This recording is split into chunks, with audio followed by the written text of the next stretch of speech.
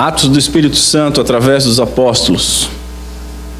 Capítulo 2, verso 37 em diante, a santa palavra do Senhor diz: ouvindo eles estas coisas, que coisas? O evangelho que havia sido pregado, entristecia-se o coração, e perguntaram a Pedro e aos demais apóstolos: o que faremos, irmãos? Respondeu-lhes Pedro: arrependei-vos, e cada um de vós seja batizado em nome de Jesus Cristo para a remissão dos vossos pecados, e recebereis o dom do Espírito Santo. Pois para vós outros é a promessa, para vossos filhos e para todos os que ainda estão longe, isto é, para quantos o Senhor nosso Deus chamar. Com muitas outras palavras deu testemunho e exortava-os dizendo: salvai-vos desta geração perversa. Então os que lhe aceitaram a palavra foram batizados, havendo um acréscimo naquele dia de quase 3.000 pessoas. E perseveravam na doutrina dos apóstolos, e na comunhão, no partir do pão e nas orações. Em cada alma havia temor, e muitos prodígios e sinais eram feitos por intermédio dos apóstolos. Todos os que creram estavam juntos e tinham tudo em comum. Vendiam as suas propriedades e bens, distribuindo o produto entre todos, à medida que alguém tinha necessidade. Diariamente perseveravam unânimes no templo, partiam pão de casa em casa, tomavam as suas refeições com alegria e singeleza de coração, louvando a Deus e contando com a simpatia de todo o povo. Enquanto isso, acrescentava-lhes o Senhor dia a dia os que iam sendo salvos. Até aqui. Curva a sua cabeça, vamos orar mais uma vez. Senhor, nosso Deus e nosso Pai, tem misericórdia de nós aqui nesta manhã, Senhor. Pedimos que o Teu Santo Espírito nos conduza no estudo dessa doutrina a respeito da adoração do Teu Santo Nome. Que o Teu Santo Espírito possa nos auxiliar a compreender a Tua verdade, a abrirmos mão das nossas tradições, dos nossos achismos, e efetuar em nós o desejo de purificarmos o Teu culto, a Tua adoração, de fazermos conforme Tu instruíste, conforme Tu ordenaste. Que não ousemos mais, Senhor, trazer fogo estranho diante daquele que é fogo consumidor. Pedimos essas coisas em nome de Cristo Jesus. Amém. Senhores, nós estamos estudando uma pequena série temática sobre os distintivos da adoração reformada. O que distingue o culto reformado, a adoração reformada, dos demais tipos de culto? Durante algumas semanas nós iremos responder o porquê que o nosso culto é diferente. Só porque a gente quer ser diferente, a gente inventou a roda por algum acaso, a gente quer bancar os diferentões, ou há algo por trás disso? Eu vou citar bastante hoje dois homens com nome semelhante: Daniel Hyde e R.C. Riley, e que eu vou chamar carinhosamente de Bispo Riley, que era da igreja anglicana. Nós até vimos um pouco sobre isso na nossa escola bíblica. E o Bispo Riley, ele diz o seguinte: nós não devemos exigir dos homens nada que seja contrário à palavra de Deus. Isso inclui o culto, isso inclui a adoração e os ritos do culto. Na semana passada nós fizemos foi bem longo, apanhado geral, conceitual e fundamental, que vai fundamentar tudo que nós vamos vendo ao decorrer das semanas. E hoje nós vamos colocar mais um tijolinho sobre esse fundamento. Iniciamos vendo que a adoração reformada ela é bíblica, pois ela é tanto ordenada quanto normatizada pela Bíblia, através daquilo que nós chamamos de princípio regulador do culto. O princípio regulador do culto não é um documento extra, não é algumas regras que alguns homens sentaram e escreveram, mas é a Bíblia ordenando como deve ser o culto. Esse é o princípio. O princípio que regula o culto é a palavra de Deus.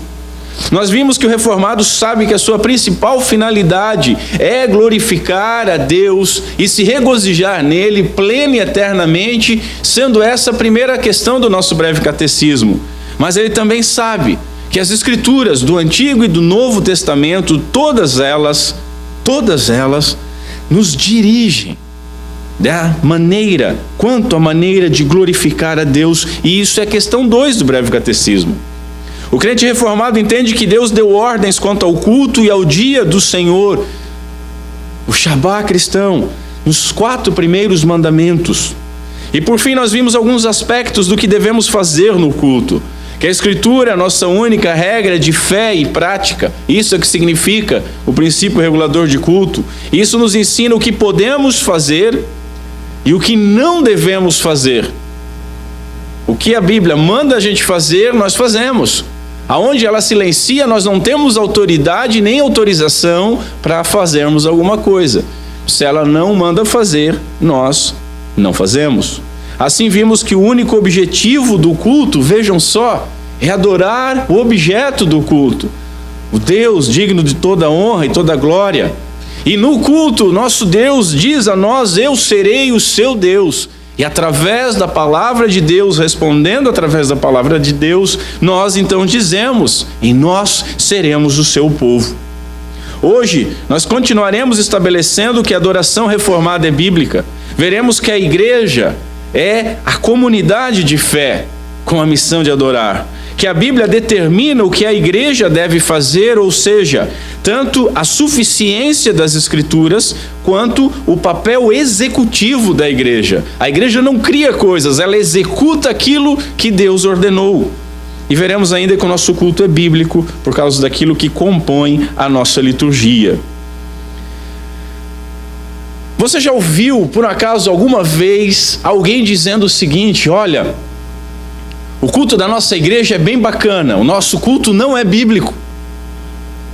Ou um convite assim: vamos visitar aquela igreja, porque eu ouvi que o culto lá não é bíblico. Eles não querem saber de Bíblia. Nós não ouvimos isso, ninguém vai ouvir algo assim. O que a gente ouve é a afirmação de todas as pessoas que sempre estão sendo norteadas pela Bíblia. Não, nosso culto é bíblico. Não, o que fazemos é pura mandamento bíblico. Não, os nossos pastores, bispos, apóstolos, gestores do universo, eles pregam somente a Bíblia. Aqui nós temos é Bíblia. Mas será que isso é verdade? Qual a diferença então? E por que há essa diferença da adoração reformada para nós defendermos ela como bíblica? Em primeiro lugar, a igreja é descrita pela Bíblia como uma comunidade de fé. Uma comunidade de fé que adora o seu Criador e o seu Salvador, que foi ordenada a fazer isso.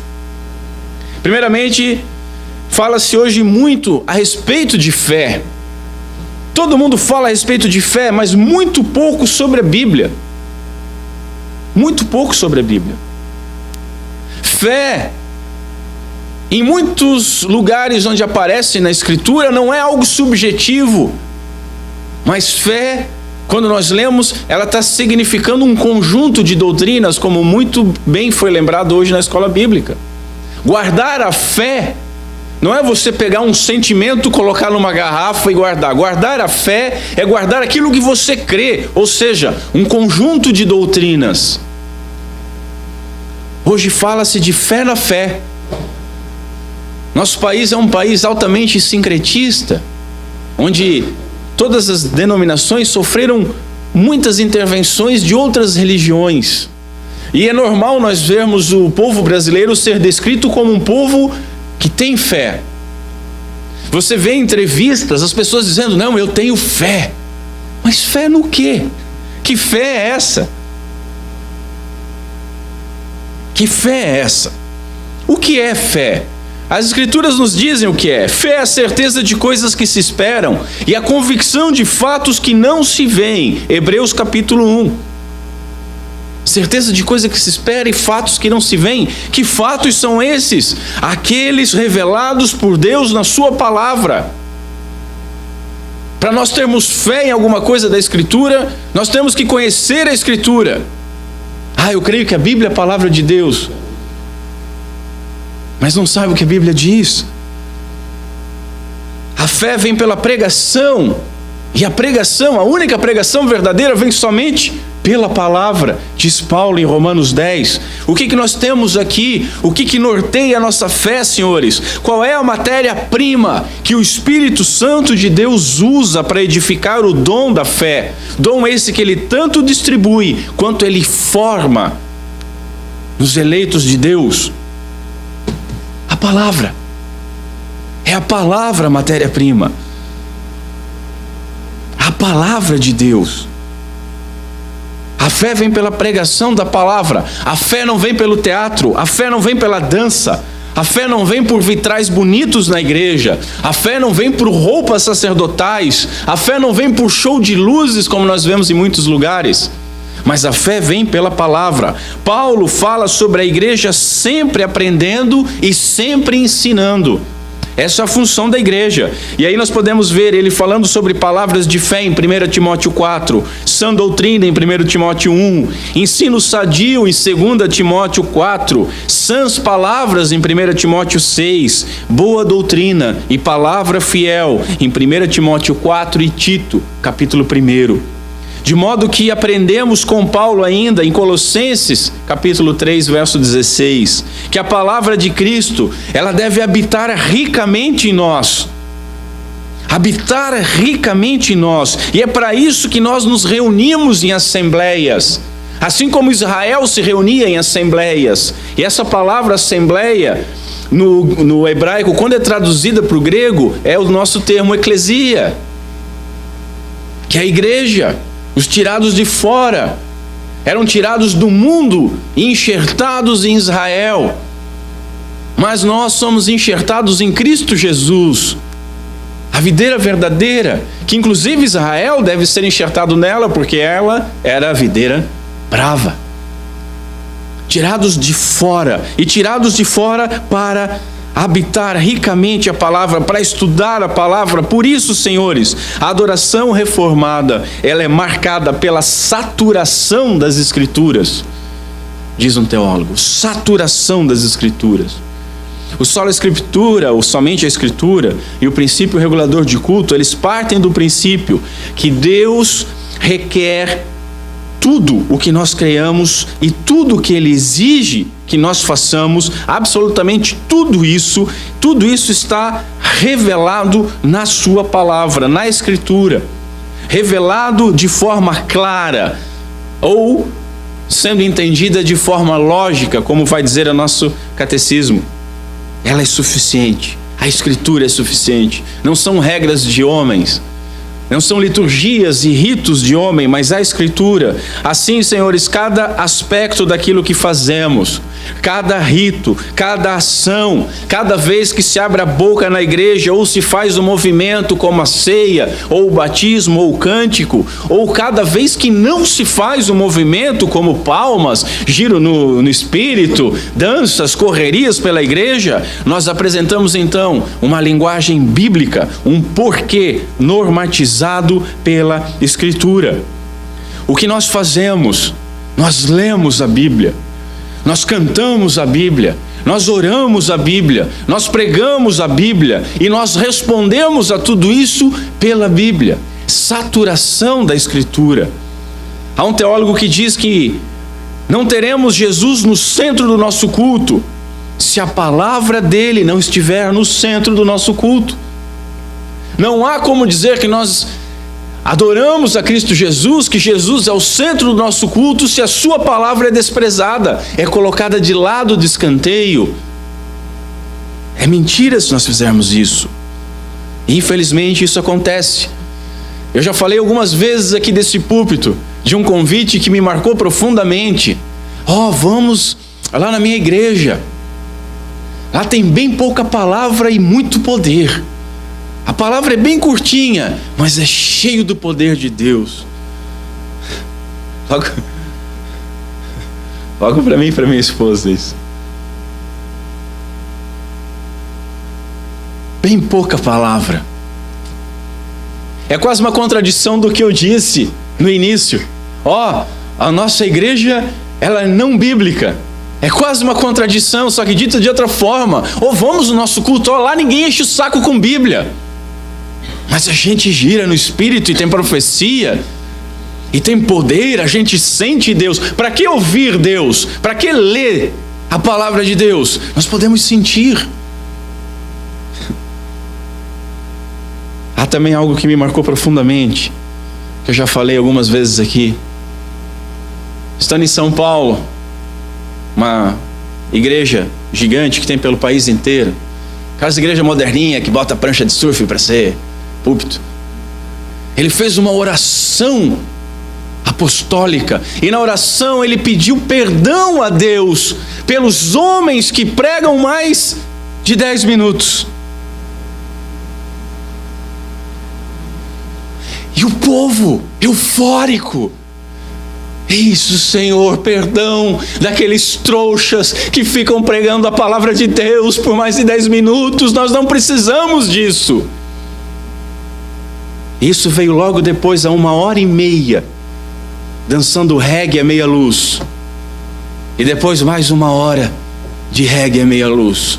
Para que palavra de Deus? A festa está pronta. Veja, eu já ouvi muito murmúrio, mesmo no nosso meio, por ter muita escritura no culto. Tem muita leitura, vocês leem muito a Bíblia. Essa história de ficar cantando só salmo, hino, isso é chato. As exposições são muito longas, nós temos que otimizar isso. Essa história de fazer coisas responsivas, a igreja responder. Não, isso aí, eu não vim para a igreja para isso. E aí um teólogo chamado Robert Godfrey, aliás um pastor, ele faz uma pergunta importantíssima e avassaladora. Prestem atenção: se não estamos interessados na palavra de Deus, poderemos estar realmente interessados em Deus? Há ainda hoje uma falsa dicotomia, senhores, entre palavra e espírito, como se fossem opostos. Como se o Espírito Santo agisse divorciado da palavra de Deus, como se fossem 2 entes separados.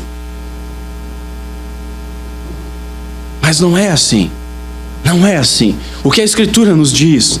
Tiago: pois segundo o seu querer, Ele nos gerou pela palavra da verdade, para que fôssemos como primícias das suas criaturas. O que nós encontramos? O apóstolo Pedro: pois fostes gerados, não de semente corruptível, mas de incorruptível. De que forma? Dançando, cantando, girando? Não, mediante a palavra de Deus, a qual vive e é permanente.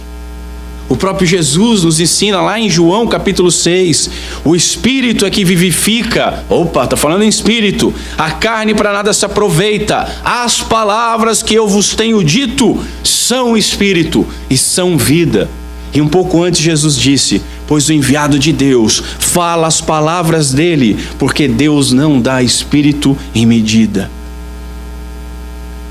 Senhores, essa comunidade de fé que Deus formou, ela é chamada para glorificar o objeto da fé. Há um teólogo que diz: há um dever natural que põe sobre o homem a obrigação de adoração em comunidade. É a revelação natural que nós encontramos em Romanos 1. Todo homem deveria olhar para a natureza e naturalmente glorificar a Deus. Mas ele continua: além disso, existe um dever da graça que tem a mesma função. Sermos salvos por graça tem a mesma função, uma função de obrigação de glorificar o nome daquele que não só criou todas as coisas, mas nos salvou. A lei natural nos obriga tanto quanto a ordem que os remidos têm de adorar a Senhor. O culto não é apenas uma atividade preeminente, uma atividade elevada da igreja. O culto é também a principal ocupação de querubins e serafins, diz um teólogo. Esses terríveis servos de Deus que voam ao redor do trono celestial com infindáveis expressões de louvor e devoção. Esse cara está comentando Isaías capítulo 6. E o que nós encontramos lá? Os querubins dizendo: Santo, Santo, Santo, Santo é o Senhor Deus dos exércitos. Nós somos chamados, senhores, para fazer o mesmo. Negar a adoração a Deus é uma tolice tão grande como negar a sua própria existência, diz o puritano Carnock. E ele continua: os judeus, eles nos oferecem uma razão porque o homem foi criado no sexto dia.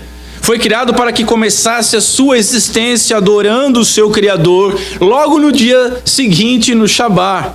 Logo que ele se visse como criatura, o primeiro ato solene então do homem deveria ser um ato particular a respeito do seu Criador.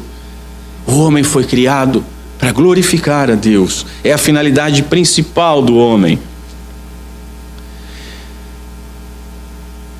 O Bispo Raio tem uma frase muito bacana. Ele diz o seguinte: creio que o último dia revelará que onde quer que Deus tivesse um povo, ali ele tinha sempre uma congregação. Isso é um tapa na cara dos desigrejados. Ai, a igreja não é como eu queria, vou fazer em casa, eu sou mais puro. E aí Hebreus 10 diz: não deixai de congregar como fazem alguns. Mas aonde há um povo de Deus, há uma congregação que se reúne para glorificar a Deus, porque nós somos salvos para adorá-lo. Porque adoradores, segundo Jesus, são aqueles que o Pai procura. O Pai procura esses adoradores. São as ovelhas perdidas, são os eleitos que foram eleitos para glorificar o nome de Deus. E só é possível a um filho de Deus glorificar o seu santo nome. Em segundo lugar, a Bíblia determina o que a igreja deve fazer para cultuar. É a Bíblia que determina. A Bíblia regula o culto, como eu já disse, ela é o princípio regulador do culto. De modo geral, o culto evangélico, diz um teólogo, tem se tornado radicalmente informal e as pessoas têm se orgulhado disso. Não, aqui nós não temos liturgia, nós não somos tradicionais.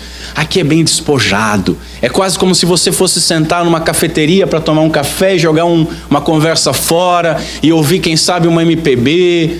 E aí vão embora: nós tivemos comunhão, isso é igreja. Não, não é igreja. Não há informalidade na igreja. Não há culto sem solenidade, sem gravidade. Nós estamos diante daquele que é santo, santo, santo. Diante daquele que anjos cobrem a sua face.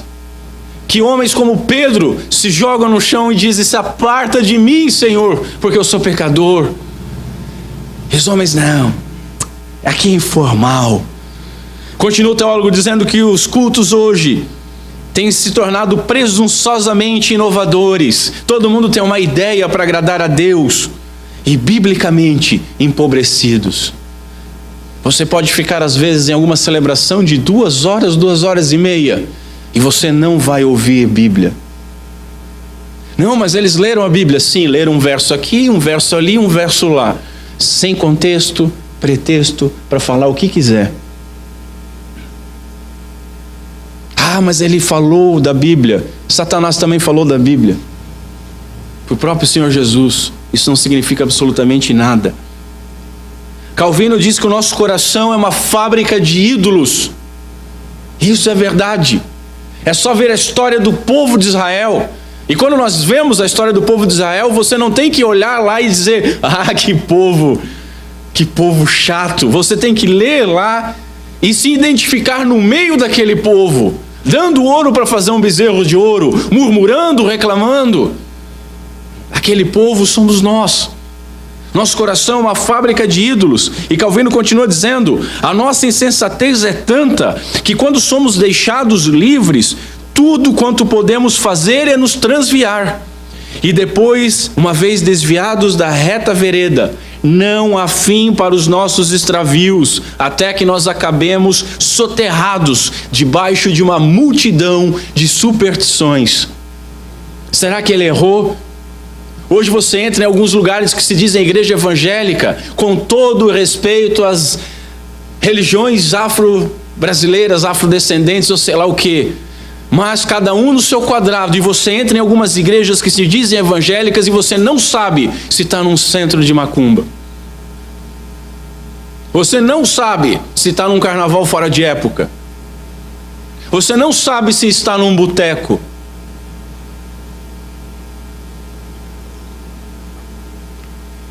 Todavia, Desde o início, nunca houve falta de orientação da parte de Deus a respeito da forma e do método de oração, nos lembra um teólogo, condizentes com um homem pecador que vai glorificar a Deus e que regulasse então a maneira que esse homem pecador poderia se aproximar de Deus com as suas cerimônias religiosas. Nunca houve falta de orientação de Deus. Deus determinou o que fosse adorado, mas Ele determinou também como deveria ser adorado. E Ele tem esse direito, senhores. Ele tem direito de ser adorado como Ele mesmo requer, afinal de contas, Ele é Deus. O homem caído, ele é cheio de ideias boas para otimizar o Supremo. Nós sempre queremos arrumar o negócio. Eu vou dar um exemplo bem tosco. Você compra um carrão bonitão,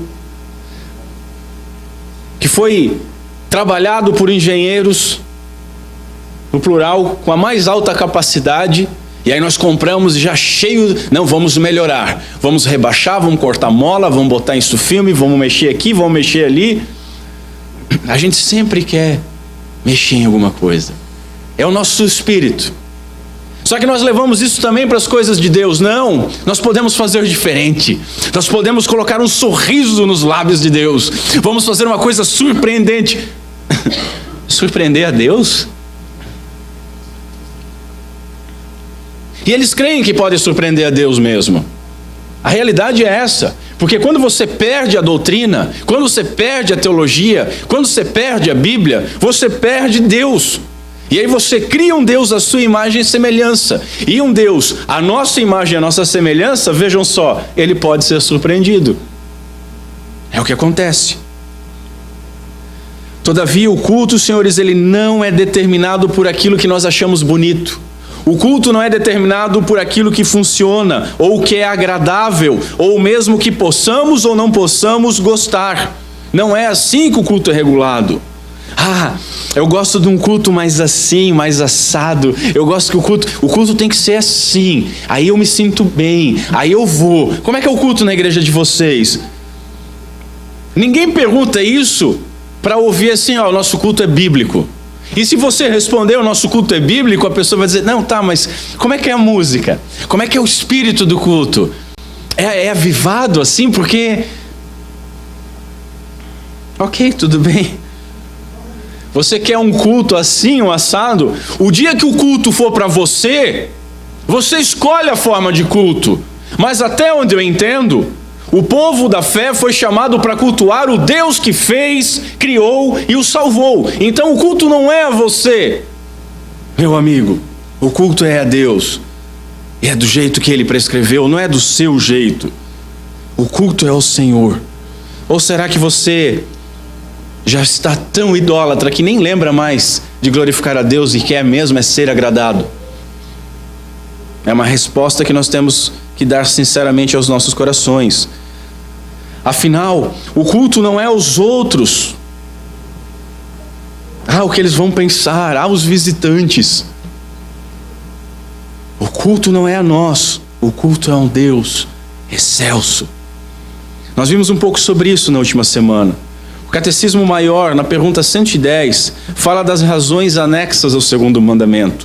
E o segundo mandamento praticamente versa o seguinte: não farás para ti imagem, nem darás culto. E aí ele versa sobre a forma que nós devemos cultuar. E o Catecismo anexo a isso diz o seguinte: porque eu sou o Senhor teu Deus zeloso, além da soberania de Deus sobre nós, e o seu direito de propriedade sobre nós, o seu fervoroso zelo pelo culto a si mesmo, a sua indignação vingadora contra todo falso culto, considerando prostituição espiritual. O nosso Deus observa formas de culto que não foram prescritas, como idolatria e prostituição espiritual. Nós somos muito bons para falar sobre bezerro de ouro, mas é dificílimo para nós pegarmos e colocarmos alguns pila na bolsinha de oferta. O povo se reuniu e deu ouro, e forjou, e estava dançando. estavam fazendo com todo o coração, vai dizer que não, com sinceridade, mas aquilo era abominação para Deus. Ele tem um zelo fervoroso por seu culto, porque quando nós cultuamos a Deus, nós estamos glorificando o seu nome, e Ele tem zelo pelo seu nome. E se o seu nome é avacalhado pelas criaturas, é quase que um xingamento. Portanto, se no primeiro mandamento Deus reivindica ser o único Deus, e por aquilo que nós vemos que é o prefácio, antes do primeiro mandamento, ele diz que é Criador, que é Senhor e que é Redentor, então ele é digno de adoração. E aí nós chegamos no segundo mandamento, que diz qual é a maneira certa e como não devemos adorar. De nenhuma forma idólatra. Portanto, a Bíblia prescreve não só a forma, mas o conteúdo do culto. E assim, senhores, a adoração que Deus exige é segundo a Escritura. E sendo assim, Paulo chama a adoração que não é segundo a Escritura, lá em Colossenses 2, de preceitos e doutrinas de homens. Ele continua, culto de si mesmo e falsa humildade. É muito fácil nós olharmos para alguns lugares hoje e dizer, exatamente, eles têm preceitos e doutrinas de homens, eles têm culto a si mesmo e falsa humildade. Lembrem-se que há pouco tempo atrás nós estávamos nisso. E lembrem-se que qualquer desvio do que foi mandado, é isso que nós fazemos. Por isso, quando as pessoas vêm dizer, vocês são chatos com alguma coisa, para mim é um elogio. Eu vou gostar quando disserem assim, vocês não são chatos, vocês são chatérrimos. Eu digo, glória a Deus. Glória a Deus. Porque nós estamos diante de um Deus santo. E aqui não tem chateação, aqui tem obediência. Veja, nem homem, nem igreja tem autoridade para determinar, para mudar, para anular, para instituir ou para substituir formas e meios de culto. Não há essa autoridade na igreja.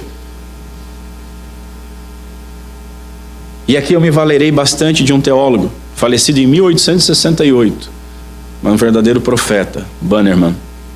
As ordenanças para o culto público, em primeiro lugar, elas são eternas, senhores. São eternas. Veja, em Cristo, as várias instituições e especificações do culto do Antigo Testamento, elas foram abolidas. Elas foram abolidas, por quê? Porque eram sombras de Cristo. Eram tipos de Cristo. Eram apontamentos para que o povo começasse a entender a ideia do Cordeiro de Deus. Era como, no mundo de trevas, alguém com uma vela. E aquilo ilumina o suficiente para aquele momento. E era glorioso, e era cheio de regras, mas houve um momento em que o povo com essa vela viu raiar o sol do meio-dia. Cristo Jesus, o Deus encarnado. E aí essa vela se faz desnecessária. Ela é pequena. E o sol do meio-dia mostrou que o culto a Ele é simples. Mas aquelas sombras e tipos, aquelas instituições, Hebreus, Atos, Paulo, nos instruem sobre elas. O espiritual substituiu esses tipos. Nós não precisamos mais ficar sacrificando animais. O Cordeiro de Deus foi sacrificado. Nós não precisamos mais de todos aqueles elementos de culto para lembrarmos, para sermos guiados a Deus. Nós temos as Sagradas Escrituras, Cristo Jesus, e nós viemos, principalmente a nossa geração, após o envio do Espírito Santo de Deus para nos iluminar a Escritura Sagrada. De tal maneira que a simplicidade substitui as pompas. Nós não precisamos de um culto cheio de coisa para as pessoas se encolherem. Nós temos um Deus sobre nós, um Espírito Santo que testemunha no nosso coração sobre esse Deus, e naturalmente nós nos apequenamos e nos humilhamos diante dele. Todavia, senhores, até a glória não há nenhuma promessa de uma reviravolta espiritual, e portanto, aquilo que não foi abolido, aquilo que não era tipo de Cristo, permanece até o dia do seu retorno. Aquilo E aquilo que não foi instituído permanece proibido. Entenderam o jogo? Imagine o seguinte: se aquilo que foi especificado por todo o Antigo Testamento, que apontava a Cristo Jesus como sombra, agora é proibido. Atos, Paulo, Hebreus falam sobre isso. Aquilo que Deus ordenou, agora é proibido. O que nós vamos pensar daquilo que Deus nunca ordenou? Daquilo que o homem inventou? Daquilo que o homem acha que é melhor? Daquilo que nunca foi ordenado? Isso, senhores, continua sendo abominação, idolatria e prostituição espiritual.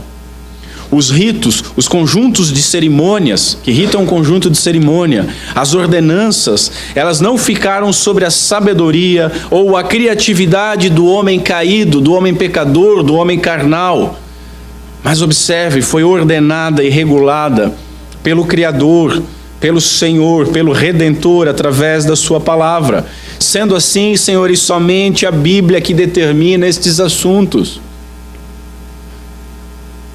Nem padre, nem papa, nem pastor, nem apóstolo vivo, nem igreja, nem concílio, nem aquela turma tradicionalista e legalista, tampouco os adoradores extravagantes têm a prerrogativa de alterar alguma coisa do culto. Repito, a igreja não tem liberdade nem autoridade para acrescentar ou alterar aquilo que na Bíblia se encontra estabelecido. Veja, a igreja é formada por pecadores remidos, salvos para serem adoradores, para adorarem aquele que os salvou.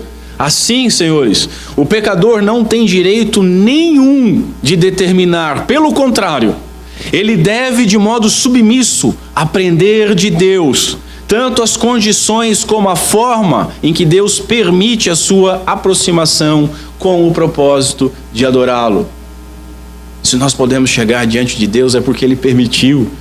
E nós só chegamos através do mediador, através do novo e vivo caminho. Não se enganem, nós estamos na graça, época da lei. Como se isso virasse festa na graça. Tanto na lei como na graça, a única forma de nós chegarmos a Deus é através de um mediador. Acontece que hoje nós temos um mediador superior, um sumo sacerdote superior, que através do seu próprio corpo fez um caminho para nós chegarmos até Deus. O que isso significa? Que as nossas orações, que os nossos cânticos, que esta pregação e outras pregações, que os nossos sacramentos, tudo isso só são aceitos diante de Deus por meio de Cristo, porque é santificado nele, porque senão seríamos consumidos.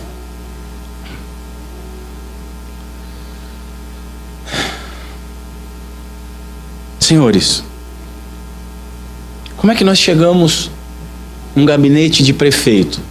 O que é um prefeito? O prefeito é um sapato velho.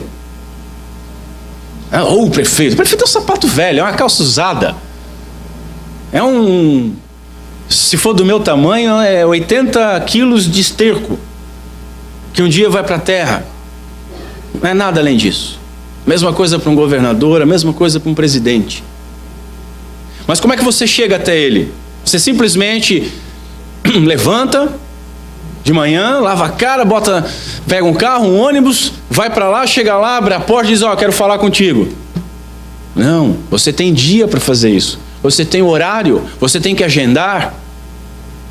Você acorda de manhã e não vai de samba canção falar com esses homens que são pecadores como você. Hoje eu vou na prefeitura. Hoje eu vou ver o presidente de novo, vou botar uma roupinha bonitinha. Se você tiver uma audiência com ele, é sim senhor, não senhor. Você não vai chegar falando. Você vai ficar em pé. E ele vai dizer: não, pode sentar. Você não vai dizer assim: não tem um cafezinho aí não. Ele é que vai dizer: sirvam aqui um café, alguma coisa. Se a gente faz isso diante de um pecador,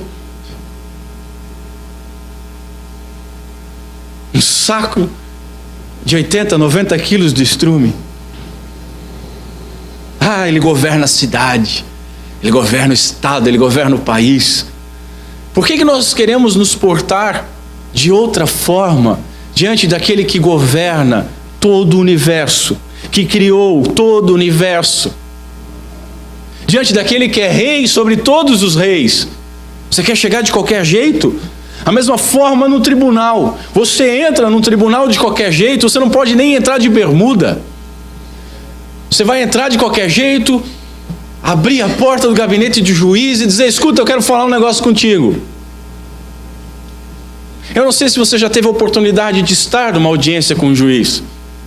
Aí está acontecendo, e aí alguém está falando alguma coisa contra você. Você diz: não, isso não é verdade. Você acha que tem direito de falar, o juiz só diz para você: cala a boca. Você só fala quando eu disser que você fala.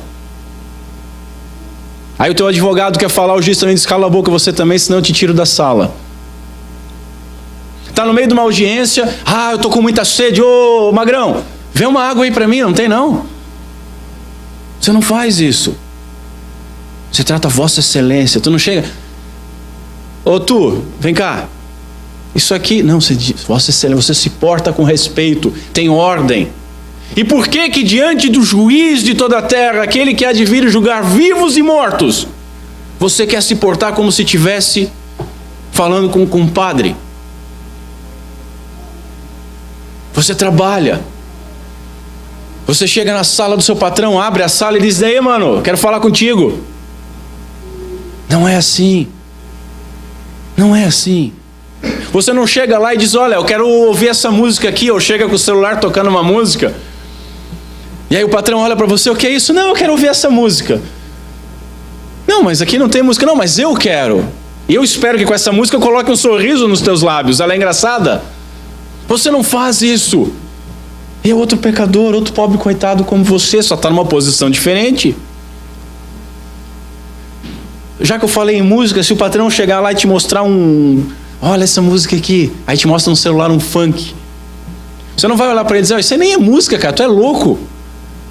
Você, com todo respeito, vai dizer: olha, não faz bem o meu tipo, eu não sabe, eu não gosto. Você vai ficar todo constrangido.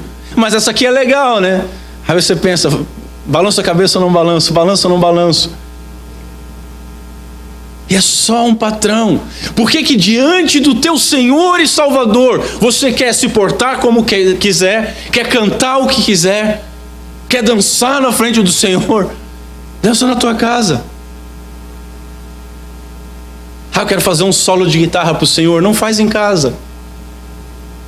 Faz em casa, no teu culto particular lá. Não esquece, você tem que dormir, dirigir, comer para a glória de Deus. Toca uma guitarra para a glória de Deus lá também. Agora no culto solene não é assim, senhores. Eu sei que muitos vão me odiar por estar falando essas coisas, mas eu posso viver muito bem com isso. Eu sei que muitos dirão: eu posso adorar Deus do meu jeito. Ele olha e se agrada do meu coração. E é justamente esse o meu ponto. E é justamente esse o problema. Ele olha o coração.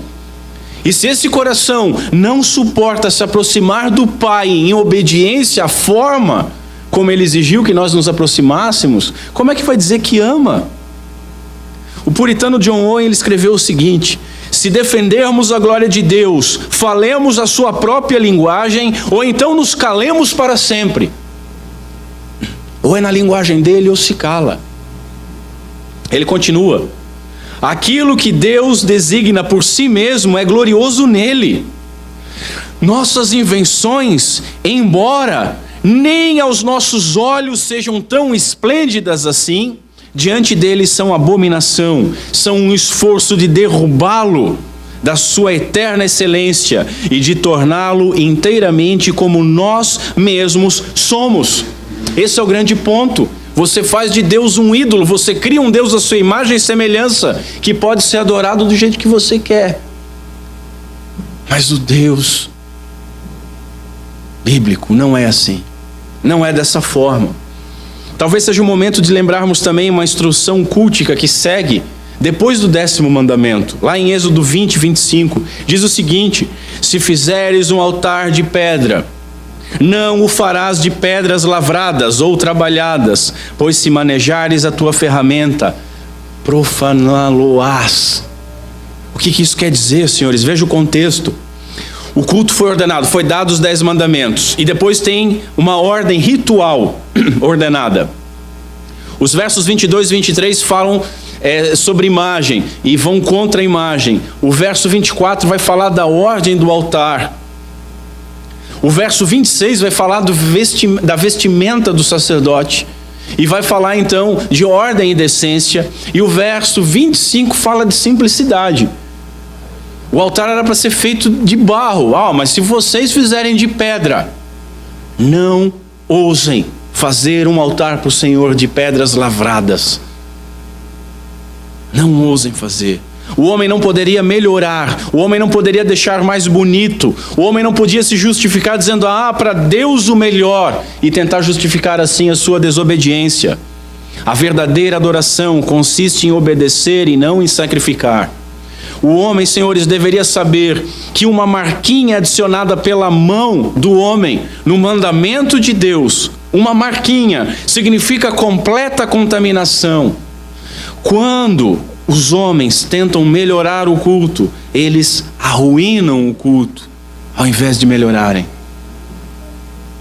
Quando os homens tentam melhorar o culto, eles transformam aquilo numa sinagoga de Satanás, adoram um ídolo e se regozijam neles mesmos.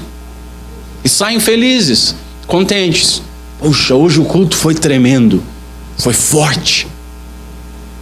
Culto a Deus não é tremendo, culto a Deus não é forte, culto a Deus é em simplicidade e humildade, porque grande é o Deus a qual nós damos o culto. Portanto, nem homem nem igreja tem nenhuma autorização de mudar, abolir ou instituir formas culticas, da mesma maneira que não possui autorização para mudar, abolir ou acrescentar nenhuma doutrina. A validade é a mesma. Nós podemos criar uma doutrina, sim ou não? Não. Então podemos criar uma forma de cultuar a Deus diferente, sim ou não? Não, nós não podemos mexer naquilo que foi revelado. Mas a Bíblia está em silêncio sobre isso. Falamos isso semana passada. O silêncio da Bíblia não é autorização para nós fazermos as coisas. Veja bem, não existe nenhum verso bíblico que nós podemos vir com roupa de baixo para o culto. Existe? Só ordem e decência, mas você pode achar que é decente. E nós vamos vir por causa disso? Obviamente que não. Nós não somos crianças, não precisamos de instrução passo a passo. Vou me referir a Calvino, tirando um pouco de contexto, mas Calvino dizia que quando Deus não abre a sua santa boca, nós devemos deixar a nossa fechadinha também. Não podemos colocar palavras na boca de Deus. As Escrituras limitam a igreja tanto nos assuntos de fé como nos assuntos de prática. Assim, senhores, a igreja tem uma nobre função, uma função executiva. Para quê? Para obedecer, para zelar e não permitir de forma nenhuma alterações nas ordenanças e nas instituições divinamente estabelecidas. E nunca, de maneira alguma, decretar novas ordenanças. Como executiva, a igreja deve administrar as cerimônias conforme o Senhor prescreveu. Lembrando que somente as circunstâncias, aquilo que não foi estabelecido como mandamento, mas que são necessários para executar o que foi ordenado, as circunstâncias nós podemos definir. Nós temos que nos reunir para culto. Não foi dito. E as circunstâncias, se precisa de luz ou não luz, cadeiras com estofamento azul ou vermelho, cadeiras ou não cadeiras, banco ou cadeira, som ou não som, o culto às 9, às 10 ou às 11, qual o texto que eu vou pregar? Isso é circunstância. Mas tudo que não é circunstância é obrigação. Não compete à igreja inventar, nem indicar novas instituições de culto que precedem dela mesma. Aqui a gente faz assim. Se aqui a gente faz assim é porque está na Bíblia, ok. Mas aqui a gente faz assim, por quê? Porque a gente acha que... Não, está fora. As Escrituras são suficientes. Elas ensinam a quem, elas ensinam o que, elas ensinam o como, elas ensinam o quando, elas ensinam o onde e elas ensinam o porquê do culto público. Ela, a Escritura, é a única regra de fé e prática infalível. Ah, você está se repetindo, eu vou morrer repetindo isso. O humanismo, o egocentrismo, o antropocentrismo, a carnalidade, a idolatria, a herança do pecado de Adão, a desobediência, tudo isso tem feito o homem juiz daquilo que agradaria ou não a Deus. O homem carnal, ele quer saber como agradar a Deus e quer agradar a Deus sem obedecer a Deus, que é o princípio básico de agradá-lo. Toda a Escritura é inspirada por Deus, diz Paulo, e útil para o ensino, para a repreensão, para a correção, para a educação na justiça, a fim de que o homem de Deus seja perfeito e perfeitamente habilitado para toda boa obra. É pela Escritura que aprendemos que o culto a Deus, ele segue um rito, um conjunto de cerimônias, ele segue uma liturgia, uma forma, uma ordem de culto. Vamos para a Bíblia. Abel ofereceu um culto a Deus. E quando vai falar em Caim e Abel, geralmente é para pregar sobre oferta.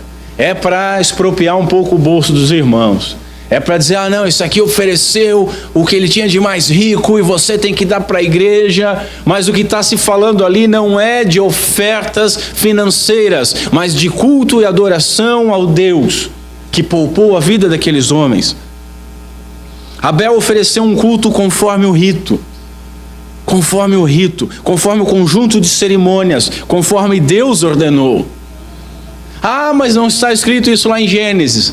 Experimenta ler a Bíblia toda, ajuda bastante. Caim, ele teve uma ideia. Caim, ele teve a ideia de fazer algo diferente, algo espontâneo, algo que não foi pedido, algo extravagante. Mas Abel, lembrando que os seus pais foram poupados, lembram? Quem são os pais dele?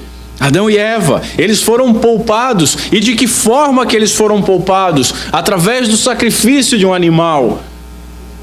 Sem derramamento de sangue não há remissão de pecados. Eles foram poupados através de um sacrifício cruento. Ele ofereceu então o que Êxodo 34 chama o melhor das primícias da terra. Não significa que o animal seja melhor do que os vegetais. Aí vem o pastor dizendo, pegou uns vegetaizinhos podres. Isso é forçar o texto. O que significa é o que foi pedido para adoração a Deus, para chegar até Deus, para chegar diante de Deus, como pecadores que somos, tem que haver derramamento de sangue. E por que nós podemos chegar hoje sem derramamento de sangue? Porque não precisamos mais da sombra, temos o sangue do Cordeiro. Vamos prosseguir aqui. Ele ofereceu então as primícias, fazendo então um sacrifício sangrento, do que Gênesis chama das primícias do seu rebanho e as suas gorduras, que apontavam para quem? Apontavam para Cristo, apontavam para o Cordeiro de Deus que desceu dos céus. Hebreus 11 fala a respeito desse sacrifício e diz lá o seguinte: pela fé, Abel ofereceu Deus mais excelente sacrifício. Se você rouba toda a doutrina, e para você fé é algo subjetivo, o sacrifício de Abel é porque ele teve fé que aquilo ia dar certo. É isso que é dito nas igrejas. Ele pegou o melhor do dinheiro porque ele sabia que tinha que levar para Deus o melhor. Por isso nós vamos fazer uma peça teatral, porque para Deus é o melhor. Por isso você tem que trazer todo o seu dinheiro para a igreja, porque para Deus é o melhor. Mas não é isso que Hebreus está falando.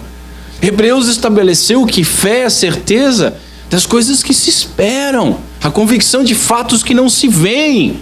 Abel, quando oferece o seu sacrifício, ele está entendendo que há uma demonstração de que sem derramamento de sangue não há remissão. É por fé, fé no Cordeiro de Deus que viria, no Messias que viria. Não, mas não foi prometido. Gênesis capítulo 3, versículo 15. O proto-evangelho, a semente da mulher viria e seria ferido, mas esmagaria a cabeça da serpente. É fé nisso que Abel está demonstrando. Pela fé, texto de Hebreus, Abel ofereceu a Deus mais excelente sacrifício que Caim, pelo que obteve testemunho de ser justo, tendo a aprovação de Deus quanto às suas ofertas. Paulo diz que tudo que não provém de fé é pecado, Senhor. Tudo que não provém de fé é pecado. E a fé vem pelo quê? Pela palavra de Deus. Veja outro exemplo, Nadab e Abiú. Eles trouxeram fogo estranho perante a face do Senhor, aquilo que o Senhor não ordenara. Levítico 10.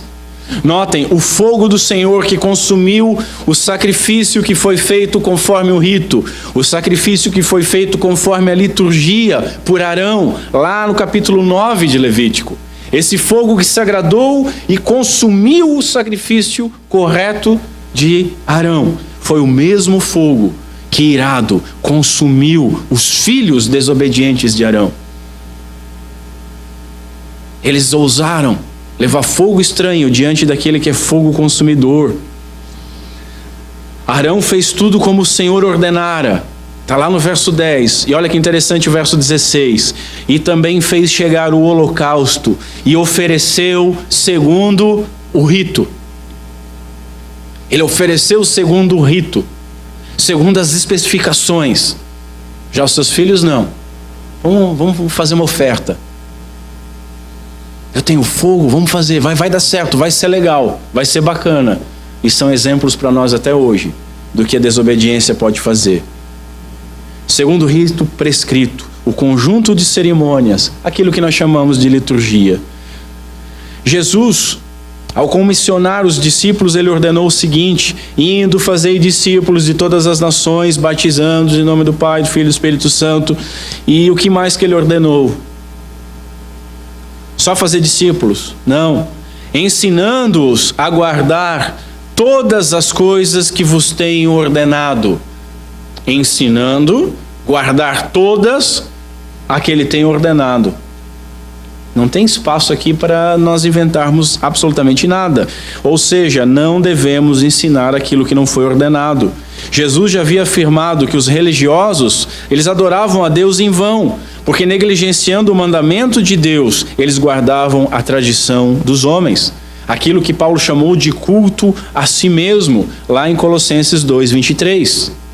Em terceiro e último lugar, o culto reformado é bíblico por causa daquilo que compõe a nossa liturgia. Nós lemos e vamos ler ainda muitas vezes Atos 2:42. E perseveraram na doutrina dos apóstolos e na comunhão, no partir do pão e nas orações. Veja, o bispo Riley afirma que a verdadeira adoração pública, ela tem de ser inteligente. Estranho, né? Para os nossos dias, onde ser irracional é que é ser bonito, bacana, onde os cultos são muito espirituais. A verdadeira adoração pública, ela tem que ser inteligente. O que ele quer dizer com isso? Quero dizer que os adoradores têm de saber o que estão fazendo. Está escrito como uma repreensão contra os samaritanos: vós adorais o que não conheceis.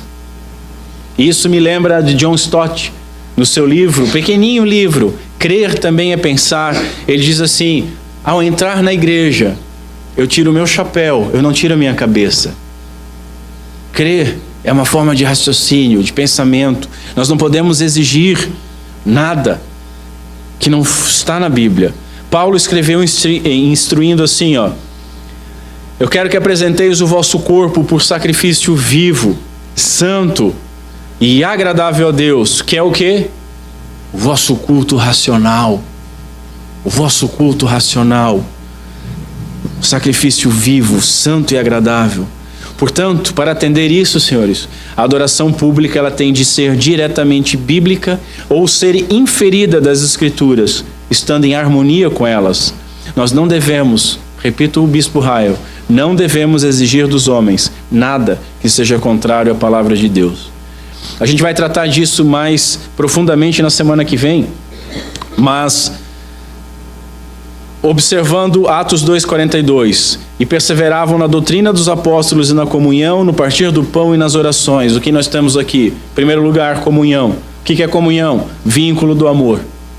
a reunião para o culto público, que foi previamente ordenado. Inclui na comunhão o dar as ofertas e dar a esmola aos pobres. Segunda coisa, doutrina dos apóstolos. O que é isso?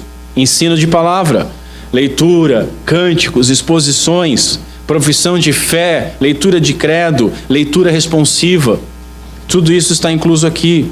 Terceiro, partir do pão, ato maior da comunhão, quando a palavra de Deus encenada remete diretamente ao sacrifício do nosso Senhor Jesus Cristo e à sua ressurreição. Quarto, orações. Desde a invocação inicial, oração de contrição com arrependimento, oração pastoral e bênção final. Na semana que vem nós vamos ver passo a passo essas liturgias, mas só listando, eu não vou nem citar os versos. O culto ele inicia com uma convocação, uma saudação dos santos, invocando Deus. Veja, nós não vamos entrar na presença de Deus, porque nós sempre estamos na presença de Deus. Mas é o momento que nós nos dirigimos a Ele, em nome de Cristo Jesus, para a adoração. Então a convocação, a saudação dos santos, a invocação de Deus. Depois disso nós temos as leituras. Depois oração. Oração de ação de graças, oração de contrição pedindo perdão, oração agradecendo a misericórdia. Segue-se os cânticos bíblicos, salmos e hinos. Segue a adoração através da exposição bíblica. Leitura e instrução de ceia, batismo quando houver, oração pastoral, bênção final, confissão de credo e, por fim, as ofertas. Veja, a ordem dessas coisas, desde que a gente tenha prudência, é uma circunstância. Por que prudência? Porque você não vai fazer a bênção final, o sermão, os cânticos, a oferta e aí depois fazer a invocação, né? Não tem lógica. Então você tem que ter prudência, mas é circunstância a maioria das ordens. Algumas coisas necessariamente estão ordenadas, né? Oração depois da palavra, oração pedindo perdão antes da ceia, agradecendo depois da ceia, são coisas que são naturalmente ordenadas, a invocação e bênção final também. Quero encerrar com uma citação do Daniel Hyde, que aí a gente vai continuar na semana que vem, vendo a liturgia. Vamos ver passo a passo o mandamento bíblico, a responsabilidade de obediência e o porquê que nós fazemos cada uma das coisas que fazemos. Diz o Daniel Hyde: as igrejas reformadas fazem o que fazem no culto por causa da Bíblia. Afinal de contas, a própria Bíblia fala do culto cristão como sendo de acordo com o rito, por causa da santidade de Deus, da mesma forma como se faz no culto de Israel, lá em Levítico 9. E aí ele cita Hebreus 12. Por isso, recebendo nós um reino inabalável, retenhamos a graça, pela qual sirvamos a Deus de modo agradável, com reverência e santo temor, porque o nosso Deus é fogo consumidor. Vamos ficar em pé.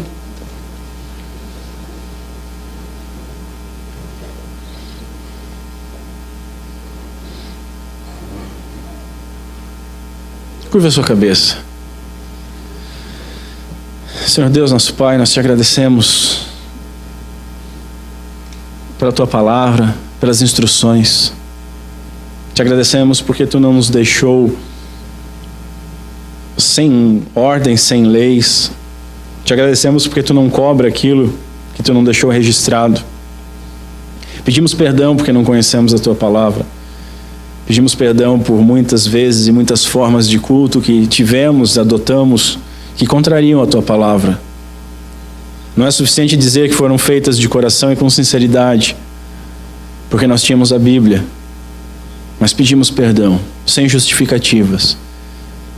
Te agradecemos a oportunidade de aprender e pedimos que o Teu Santo Espírito glorifique o nome do Teu Filho em nosso meio, em nossas vidas, e nos guie pela Sua palavra, nos orientando a forma correta de aproximarmos-nos da Tua santidade, da Tua glória, nos regozijando no Teu nome. Senhor, nós somos tão fracos e tão pecadores que até para isso precisamos pedir ajuda. E por isso, humildemente, nós pedimos. Nos ajuda, nos auxilia a glorificar, a adorar o Teu santo nome como Ele merece, como deve ser adorado. faço minhas palavras de Agostinho. Dá-nos, Senhor, aquilo que tu pedes, e pede então o que tu quiseres. Pedimos essas coisas em nome de Cristo Jesus. Amém.